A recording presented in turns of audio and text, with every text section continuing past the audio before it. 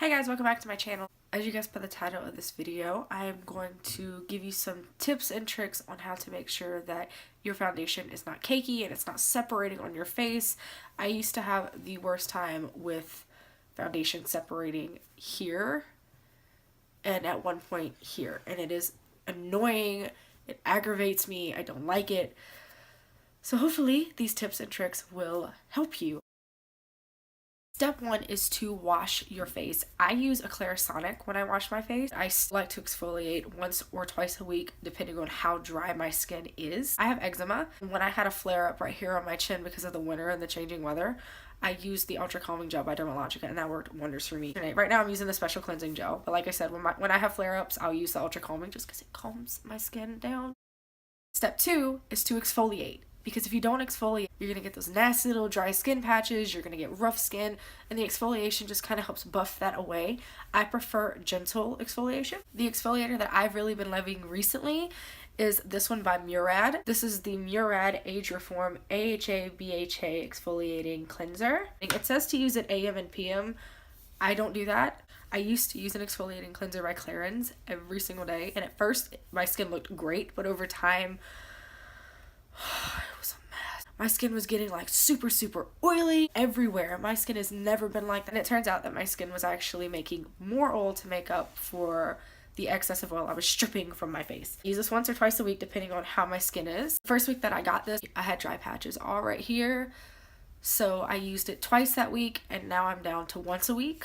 And my skin is so smooth. If you guys go back on my videos a couple weeks ago, you will literally see like bumps all over my face. So my face has cleared up immensely. I don't know if you guys have noticed, but I'm very proud. And these are some of the steps that I've used to help that. I don't know why I'm talking with this. You feel like I'm gonna beat you with it. Step three is to moisturize your skin. I like to let my moisturizer sit about 30 minutes before I start doing my makeup. I don't care if you have oily skin, dry skin, combination. I don't care what your skin type is. You need a good moisturizer. If you have oily skin, check out a gel. A really good gel moisturizer that got me through summer is the Tatcha Water Cream. I actually use that during the day, and then I use a heavier cream at night because my skin is just combination, and right here is like super dry, but all right here is really oily, and I found that this sort of combination works for me. Obviously what works for me may not work for you, but try it because it's the bomb. So I'm gonna go ahead and moisturize my face using the Tatcha Water Cream. It looks like this. It comes with a cute little spoon. Makes me feel fancy, and she's been used. She's been used a lot. This is my second jar of this stuff, and I love it. I don't always apply it. I don't always apply it with the spoon. I know it's cleaner too, but sometimes I'm in a hurry. And I'm avoiding my eye area just because if I put my moisturizer in my under eye area, I'm gonna get what's called milia. And it's like these annoying little comedons that pop up under your eye, and they're really annoying. They're like little tiny whiteheads. I don't like them. And something that goes along with moisturizing is eye cream. I know a lot of people have trouble with creasing concealers, and it just looks cakey and gross. So the eye cream that I've been loving recently is the Pure Identity by Pure. Work with me. You don't need a lot. I look like I'm playing football, but you don't need a lot, but I'm a little drier today. And I love this thing because it really makes it melt into your skin. And I love this because it's lightweight. It doesn't give me those annoying little bumps. And it also helps my concealer apply like a dream. Now in a hurry, I have actually put this on and then within like a minute put my concealer on right over. It didn't negatively affect it at all. I didn't notice a difference, but I do like to let this sit for at least 30 minutes with my moisturizer, and I'll just get it all done in one foul swoop. Primers. If my pores are really big for some reason, you know, we all have those days, I like to use a pore filler just to really smooth everything out. A really good one is the Makeup Forever one. I think it's step one, smooth. I don't know why I'm doing this. I feel like an evil genius. If I want more of a glowy, dewy look, I like the Becca First Light Priming Filter. When my skin is going through its dry phase, I absolutely adore this primer, the Smashbox Primerizer. I know that I've used this before on my channel. It's a primer and a moisturizer in one. It has hyaluronic acid in it and niacinamide. I went to school, I swear. Another good one, flipping back for pore filling, is the Benefit Professional. I've used this before. A big no-no for me and what I've learned is you don't mix water silicone based foundations and oil based primers and vice versa, because water and oil don't mix. If you put this oil based primer on your face and then this water based foundation over it, it's going to start splitting up. You guys have seen me apply primers with my hand to warm it up in my fingers and just lightly spread it all over my face. That's how I do it. But if you're majorly having an issue with your makeup caking up and breaking up on your face, buy one of these. It doesn't have to be this one per se. This is the Beauty Blender Pro. You guys have seen me use this one a lot lately. This is the Morphe Highlight and Contour Blending Sponge thing. That is amazing. I believe this is like $22 even with tax. At least it is here. The Morphe sponge is $7. Real Techniques has one for, I want to say like $6.99 or something like that. So you don't have to invest in this, but I recommend it because it's really good. But if you don't, Morphe sponge is awesome. So what you do is you take your primer and you take your beauty sponge and you dip it, or at least I like to dip it, and then you're just going to gently start blending it into the face. The reason that you do this is because over time, when you're using your hand or a brush, you cause micro exfoliation. And over time, it can cause rough patches. It can cause your skin to break up. Using a beauty sponge like this adds hydration as it does the work. I'm not pressing hard, and I'm doing it fast, but I'm not, like if you look, I'm not pressing very hard at all.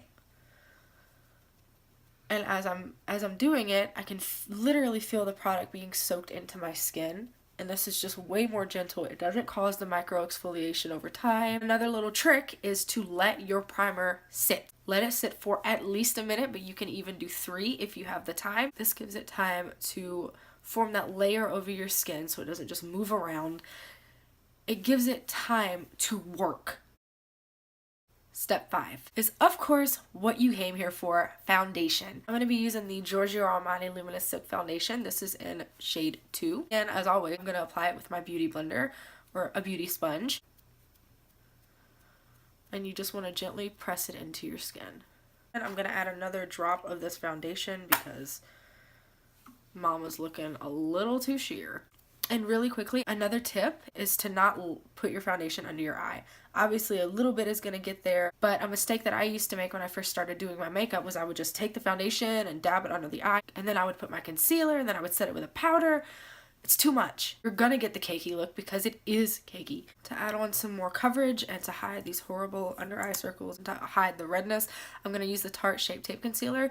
Concealer matters. If you're using a concealer that's too drying for your under eye, it's going to crease, it's going to crinkle, it's going to look gross and cakey and nasty, and we don't want that. If you have dry under eyes, a concealer that I would definitely recommend is the Naked Skin Concealer by Urban Decay. This stuff is so lightweight and hydrating, and it's just a beautiful, beautiful lightweight concealer, and it's buildable. I'm going to do the Tarte Shape Tape on this eye, and then I'm going to do the Naked Concealer on this eye, just so you can see the differences between how the two work. Now, I cake this stuff on, but for the purpose of this video, I'm not going to cake it on as much. Well, it kind of looks like the Saint symbol. Before I do the Naked Skin Concealer, I'm just going to hurry up and blend this out.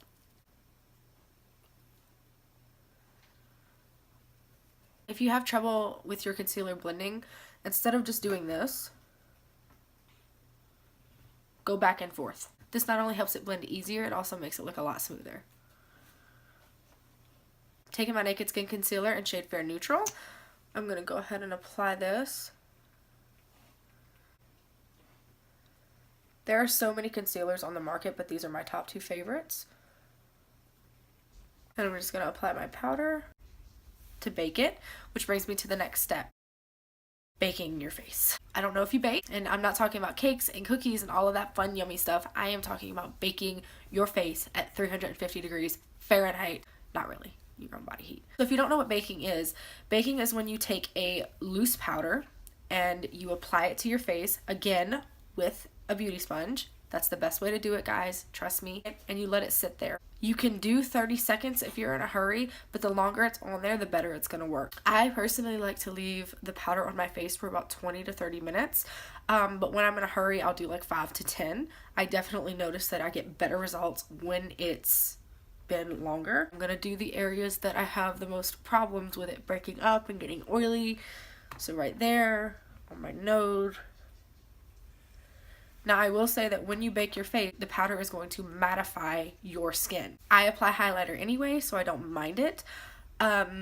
If you get really, really oily right here, but not so much on the outer perimeter of your face, you can just bake the T-zone. But if your makeup doesn't stay in place on any area in your face, you can bake the rest as well. Now, be warned that some powders, like some contour powders, some bronzers, blushes even, sometimes they don't blend as evenly. So I do recommend, even if you're not going to bake, to set your face with a powder. You don't have to, but it just depends on how your other powders are working on top of the foundation. If you're using a cream contour, a cream bronzer, do not set your face with a powder first. Don't do it. I mean, you can like hurry up and do your concealer and just maybe apply a little powder to set it right underneath the eye. Because, you know, if you set right here, you're putting your contour here. It's not going to be right underneath your eye. Do your cream first, and I'll set that in place with my contour powder. Let it sit for 20 minutes, 10 minutes, 5 minutes, whatever works for you. You want to brush it away. Now, I used to just take a fluffy dome brush. This is by Morphe, and this is the GO. I used to just brush it away, but I found what works for me, adds a little tiny bit more coverage, also gives my face more of an airbrush look. This is the Airbrush Flawless Finishing Powder by Charlotte Tilbury. Try saying that 5 times fast. The final step is to set your makeup. One of my all-time favorite setting sprays is the Urban Decay All Nighter. I use this all the time. I know that Skindinavia has a really good one. This is actually Urban Decay by Skindinavia, which explains why it's so good. But this setting spray in particular just makes my makeup last all day or all night. My skin looks a little powdery right now, and this is just going to make all that powder blend really nicely onto the skin. So I like to shake it up first, no comment, and then just spritz my face. Now it says to do a T. When have y'all ever seen me do that? So I'm just gonna spray it. And a nice little trick that I learned is as soon as you spray it, take a piece of paper or a magazine or something and just fan your face. And you're gonna do this until it's dry. That's really gonna make sure that it stays. Okay guys, so that's it for today's video. So this is what my skin looks like after I've used the setting spray. So I hope that I was able to help you in some way. I hope that you learned a few things from this video. If you aren't already, go ahead and subscribe to my channel. Give this video a thumbs up.